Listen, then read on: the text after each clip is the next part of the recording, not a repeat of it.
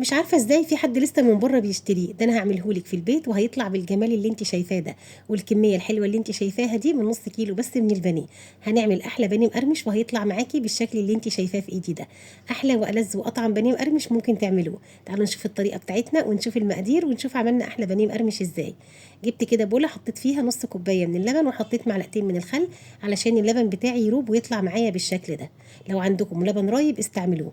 ضفت بيضه، هضيف كمان معلقتين من المستردة، هضيف الملح، وكمان عندي فلفل اسود، عندي معلقتين صغيرين من البابريكا، عندي كمان توم باودر وبصل باودر، وعندي كمان معلقه صغيره من الجنزبيل. قلبت بقى المكونات الحلوه دي كلها كده مع بعضها بالشكل ده.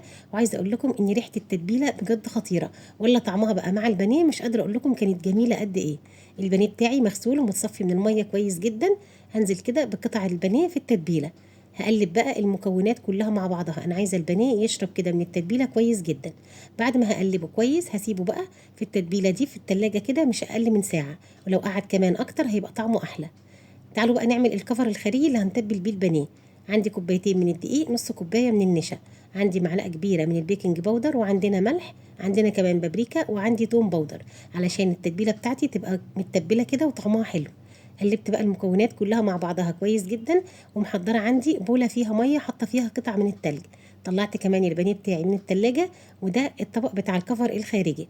هاخد قطعه البانيه هنزل كده بيها في طبق الدقيق والنشا، هقلبها كويس جدا، وبعدين هاخدها على طبق الميه اللي فيها تلج. بعد كده هقلبها بقى كويس جدا، لا يقل عن 10 مرات تقليب بالشكل اللي احنا شايفينه ده، علشان يديني التعريجه اللي احنا شايفينها في قطعه البانيه زي اللي بنجيبها من بره بالظبط، بتبقى مقرمشه. والتقليب الكتير اللي احنا شايفينه ده هو اللي بيخلي قطعه البانيه تاخد القرمشه اللي احنا بنجيبها من بره. هعمل كده قطعه كمان بنفس الطريقه، وهخلص بقى الكميه كلها. وبعدين هجيب طاسه او حله صغيره احطها على النار، طبعا فيها زيت بالشكل ده، والنار عندنا متوسطه. هنزل بقطع البانيه بتاعتي، وهدي بقى هنا النار عشان البانيه ما ياخدش لون من بره ويتحرق ويبقى لسه ني من جوه. بعد ما هيستوي معايا بقى كده وهياخد اللون الذهبي التحفه اللي احنا شايفينه ده، هبدا بقى اقلبه على الناحيه التانية. هخليه برضو يستوي كويس جدا وياخد لون ذهبي وخطير، وهيطلع كده بالجمال اللي احنا شايفينه. بصوا يا جماعه، شايفين لونها عامل ازاي؟ ولا ريحتها بقى مش قادره اقول لكم كانت قلبه البيت قد ايه. خلصنا بقى الكميه بتاعتنا كلها، وهنطلعها بقى على مصفى. خدوا بالكم اوعوا تطلعوها على مناديل مطبخ، لازم تطلعوها على مصفى عشان تفضل معاكم مقرمشه بالجمال اللي احنا شايفينه ده.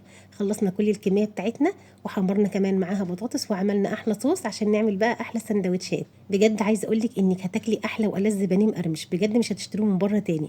تعالوا بينا بقى نعمل السندوتشات. هناخد الصوص بتاعنا كده نفرده في السندوتش ونحط قطعه البانيه، وبراحتكم بقى ممكن تحطوا كاتشب، ممكن تحطوا اي صوص انتوا حابينه، بس في الاخر هتاكلي بانيه مقرمش وطعمه في منتهى الجمال.